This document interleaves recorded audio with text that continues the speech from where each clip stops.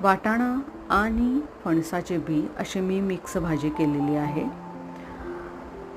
फणस आज जर तुम्ही आणला तर त्याच्या बिया न फेकून देता तुम्ही ते 15 दिवसांनी तशाच ठेवायचे आहेत.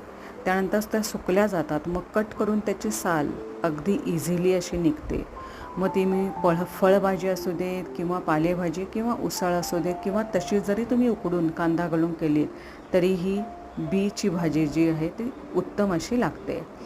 फणसाच्या बीमध्ये विटॅमिन ए भरपूर प्रमाणात असल्यामुळे ते आपल्या केसांसाठी उत्तम आहे. त्याशिवाय प्रोटीन आणि स्टार्चही त्यामध्ये भरपूर प्रमाणात आहे. मी ही मटारमध्ये घालून केलेली आहे. त्यामध्ये मी भरपूर प्रमाणात ओव्याची पानं घातलेली आहेत माझ्याच गार्डनमध्ये, कारण वाटाणा असल्याकारणाने त्याला पचण्यास जड जात असल्यामुळे मी त्यात ओव्याची पानं घातलेली आहेत. तेव्हा सीझन वाईज जी फळं येतील त्याचा उपयोग नक्की